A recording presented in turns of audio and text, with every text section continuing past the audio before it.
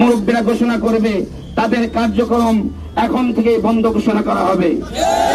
এবং যদি তাদেরকে মোকাবেলা করার জন্য আবারও যদি রক্ত ঝরাতে হয়, প্রয়োজনে জীবন দেওয়া হবে, রক্ত দেওয়া হবে, বাতিলের সামনে আমরা কখনো মাথা নত করতে রাজি নয়। আলহামদুলিল্লাহি রাব্বিল আলামিন। আসসালামু আলাইকুম।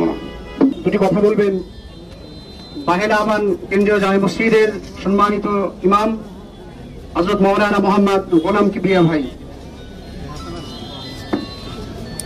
আসসালামু আলাইকুম ওয়া রাহমাতুল্লাহি ওয়া বারাকাতুহু। অনেক আগে থেকে আমরা এই ইতিহাসগুলো দেখে আসতেছি, সাদিয়ানি আর কাদিয়ানির মধ্যে পার্থক্য আর নাই।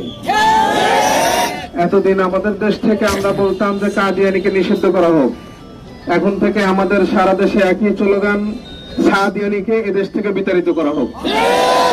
শুধু বেলকুচি নয়, আমাদের পুরো সিরাজগঞ্জ সহ বাংলাদেশের কোথাও কোনো মার্কাজ এবং কোনো তবলিগি আলোচনা সাদিয়ানিরা কেউ করতে পারবে না। কারণ এরা তবলিগ করে না, এরা মানুষ মারে। এরা বর্তমানে খুনি হয়েছে, এদের কাজ এখন খুন করা। এদের নিজের ওয়াসিফ, ডক্টর ওয়াসিফ ইঞ্জিনিয়ারের হাতে তবলিগের কোনো কাজ দেওয়া হবে না। উলামায়ে কেরাম ছাড়া কেউ তবলিগের কোনো কাজ আর করতে পারবে না। ওইভাবে দায়িত্ব, আমিরি দায়িত্ব কেউ নিতে পারবে না। সকল কাজগুলো উলামায়ে কেরামই করবে, আমরা এটা চাই। এবং গোটা পৃথিবীতে উলামায়ে কেরামের নেতৃত্বে এই দিন চলবে ইনশাআল্লাহ। আমরা অপেক্ষায় থাকবো ইমাম মাহদী আলাইহিস সালামের জন্য ইনশাআল্লাহ। এবং কাদিয়ানিকে যেভাবে নিষিদ্ধ করা হয়েছে, কাদিয়ানি হলো কাফের আর সাদিয়ানি হলো মুনাফিক।